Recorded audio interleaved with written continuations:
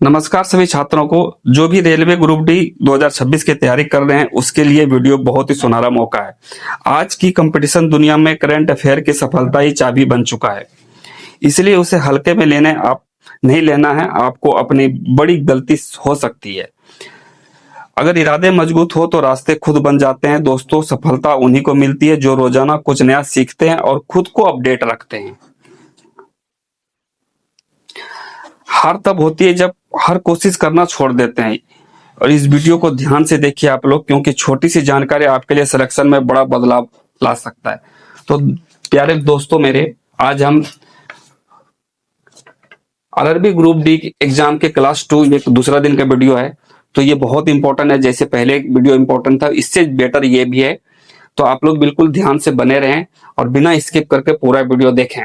अगर समझ में ना आए तो एक बार नहीं 2 बार देखें, पर जरूर देखें इसको। अगर एग्जाम में कुछ करना है, अगर आगे कुछ करना है तो ज्यादा टाइम वेस्ट नहीं करूंगा। टाइम बहुत इंपॉर्टेंट है। तो सबसे पहला क्वेश्चन आपके, भारतीय संविधान का कौन सा अनुच्छेद समानता के अधिकार से संबंधित है? भारतीय संविधान का कौन सा अनुच्छेद समानता से अधिकार है? वो ऑप्शन नंबर ए। अगला क्वेश्चन, भारत में हरित क्रांति के जनक किसे कहा जाता है? एम.एस. स्वामीनाथन, वर्जिन कुरियन, होमी भाभा या विक्रम साराभाई? भारत में हरित क्रांति के जनक किसे कहा जाता है? तो बहुत ही इंपॉर्टेंट क्वेश्चन है ये। तो किसे कहा जाता है? एम.एस. स्वामीनाथन को। नेक्स्ट क्वेश्चन, विटामिन डी की कमी से कौन सा रोग होता है? मानव शरीर में विटामिन डी की कमी से कौन सा रोग? स्कर्वी, रतौंधी, रिकेट्स या बेरी? विटामिन डी की कमी से कौन सी रोग हो सकती है? तो गाइज, कौन सी रोग हो सकती है, बहुत इंपॉर्टेंट है ये। और ऐसे ही छोटे क्वेश्चन बार बार एग्जाम में पूछे जाते हैं। इसका सही जवाब है रिकेट्स। नेक्स्ट क्वेश्चन, भारत का पहला महिला विश्वविद्यालय कहाँ स्थापित किया गया था? भारत का पहला महिला विश्वविद्यालय कहाँ स्थापित किया है? दिल्ली, पुणे, मुंबई या कोलकाता? तो जितने भी साथी हैं आरआरबी ग्रुप डी एग्जाम की तैयारी कर रहे हैं और सोच रहे हैं कि 2026 में एग्जाम में बैठे, तो उसके लिए वीडियो खास बहुत ही महत्वपूर्ण है। तो आप लोग वीडियो को स्किप करके मत देखिए, नहीं तो एग्जाम में आप लोग सर पकड़ के बैठ जाएंगे। तो ये मेरा वादा है कि आप लोग पूरा ध्यान से देखिए। इसका जो सही जवाब होगा पुणे। नेक्स्ट क्वेश्चन, पृथ्वी का सबसे बाहरी परत को क्या कहा जाता है? पृथ्वी का सबसे बाहरी परत को क्या कहा जाता है? मेंटल, क्रस्ट, कोर या मैग्मा? पृथ्वी का जो बाहरी परत है गाइज, तो उसको क्या कहा जाता है? उसको कहा जाता है क्रस्ट। नेक्स्ट क्वेश्चन, भारत में पहली जनसंख्या किस वर्ष कराई गई थी? भारत में पहली बार जो जनगणना, सॉरी गाइज, भारत में पहली बार जनगणना किस वर्ष कराई गई थी? 1872 में, 1885 में, 1901 में या 1857 में? तो कब कराई गई थी? सबसे पहले ही 1872 में जनगणना की गई थी भारत में। नेक्स्ट क्वेश्चन, पंचतंत्र के लेखक कौन माने जाते हैं? पंचतंत्र के लेखक कौन माने जाते हैं? कालिदास, विष्णु शर्मा, बाण भट्ट या तुलसीदास? तो गाइस, ये पंचतंत्र जो एक पुस्तक है उसके लेखक कौन, किसको माने जाते हैं? तो बहुत ही इंपॉर्टेंट है ये। इसको माने जाते, विष्णु शर्मा है, उसके माने जाते हैं। नेक्स्ट क्वेश्चन, मानव शरीर में सबसे बड़ी हड्डी कौन सी है? मानव शरीर में सबसे बड़ी हड्डी कौन सी है? डिबिया, फीमर, रेडियस या अल्ना? मानव शरीर में सबसे बड़ी हड्डी कौन सी है? तो बहुत इंपॉर्टेंट है ये। इसका सही जवाब होगा फीमर। नेक्स्ट क्वेश्चन, भारतीय संविधान के प्रस्तावना में कितने प्रकार के न्याय का उल्लेख है? भारतीय संविधान के प्रस्तावना में कितने प्रकार के न्याय का उल्लेख है? 2, 3, 4 या 5? तो कितने प्रकार का उल्लेख है? तो बहुत ही इंपॉर्टेंट है ये, इसको नोट करके रखें। इसका सही जवाब होगा 3 प्रकार के। Next question, discovery of India पुस्तक किसने लिखी? डिस्कवरी ऑफ इंडिया पुस्तक किसने लिखी? महात्मा गांधी, डॉक्टर अंबेडकर, जवाहरलाल नेहरू या Rajendra Prasad? Discovery of India जो पुस्तक है वो किसने लिखी थी? तो बहुत ही इंपॉर्टेंट क्वेश्चन है। जितने भी साथी हैं आप आरआरबी ग्रुप डी के हैं, कोई नए साथी हैं तो प्लीज चैनल को सब्सक्राइब कर लें ताकि नेक्स्ट क्लास का नोटिफिकेशन आपके पास पहुंच जाए। तो गाइस, इसका क्वेश्चन का सही जवाब होगा option number C, Jawaharlal Nehru. अगला क्वेश्चन, हाल में ही BRCS का मुख्य उद्देश्य किससे जुड़ा है? खेल, आर्थिक सहयोग, कृषि या शिक्षा? तो किससे जुड़ी है? वो जुड़ी है आर्थिक सहयोग से। नेक्स्ट क्वेश्चन, सूर्य की ऊर्जा का मुख्य स्रोत क्या है?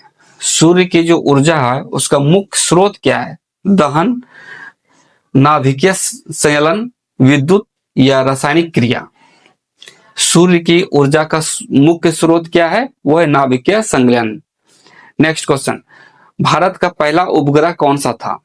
भारत का पहला उपग्रह कौन सा था? रोहिणी, आर्यभट्ट, भास्कर या इनसैट?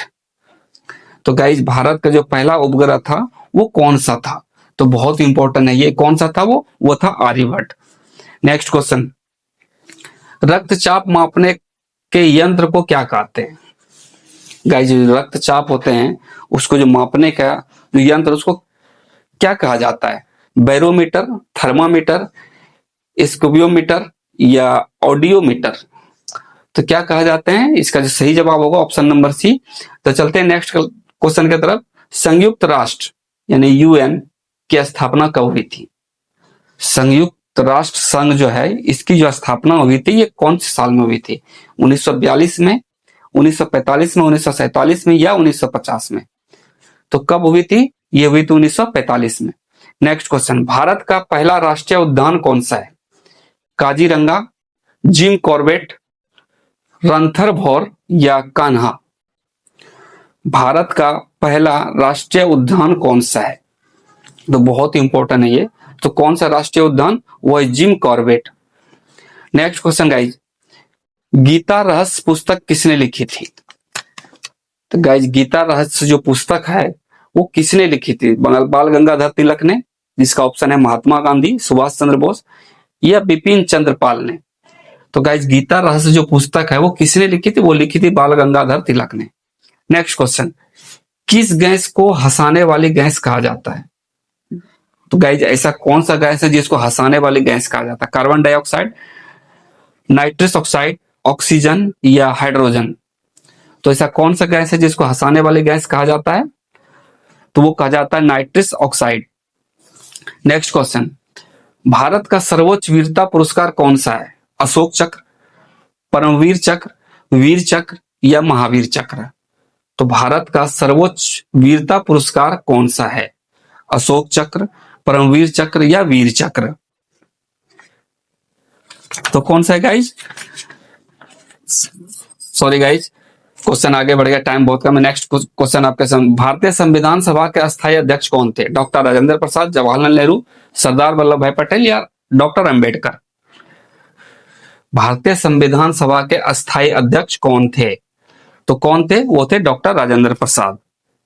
जो रोजाना कुछ नया सीखते हैं वो खुद को अपडेट रखते हैं। आज के इस वीडियो में आपको बहुत ही कुछ हेल्प मिला होगा। मैं आशा करता हूं कि आपको समझ में आ गया होगा। अगर नहीं समझे तो दोबारा आप देख लीजिए। ये क्वेश्चन ही आपके एग्जाम में बैठने की सफलता की चाबी है ये। तो आप लोग जितने भी साथी वीडियो पे जुड़े हैं, अगर कोई नए साथी जुड़े हैं तो प्लीज चैनल को सब्सक्राइब कर लें। और आप लोग को वीडियो अच्छा लग रहा है, क्वेश्चन थोड़ा सा भी हेल्पफुल लगा हो तो प्लीज एक लाइक और प्यारा सा कमेंट करें। अब जब मिलते हैं कल इसी टाइम पे, हम डेली इसी टाइम पे आप लोग के सेवा के लिए वीडियो अपलोड करते हैं, सेम इसी टाइम पे। तो तब तक के लिए धन्यवाद। पढ़ते रहिए, खुश रहिए।